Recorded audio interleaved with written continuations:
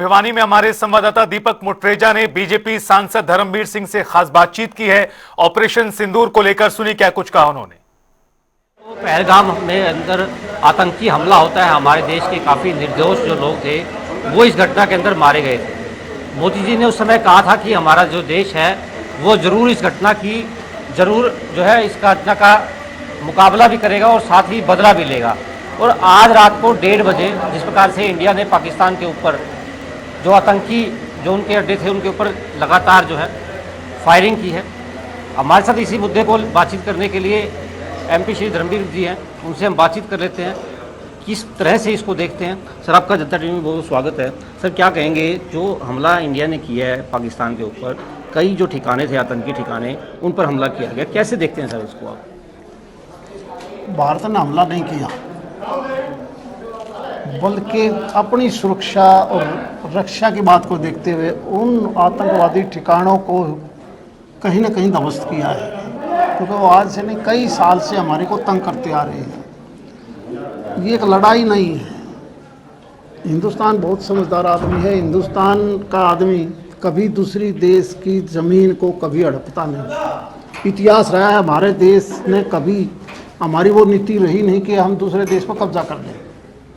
और जब पाकिस्तान जैसा देश जो हमारे से ही अलग हुआ था, वो जिस प्रकार आतंकवादी घटनाएं आज से नहीं 47 से ही लगातार कर रहा है, कई बार समझाने की कोशिश करी, नहीं मान के चलते, उनकी फितरत ऐसी है।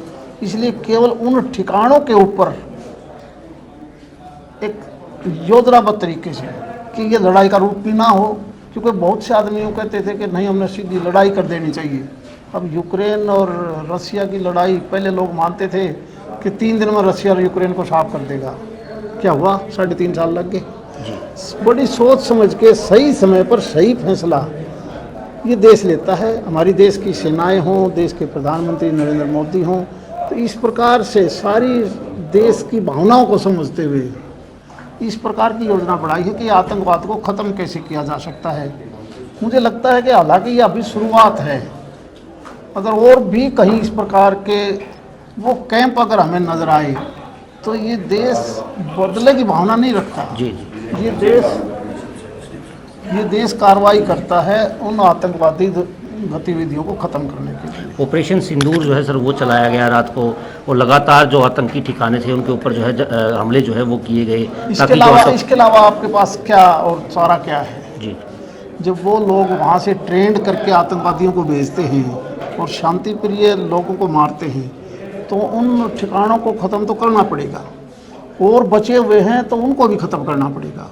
लेकिन हमारी नीति, फॉरेन पॉलिसी हमेशा ये रही है कि हमारा देश कभी दूसरे देश के ऊपर कब्जा करने की नहीं सोचते, ना हमने कभी लड़ाई लड़ी।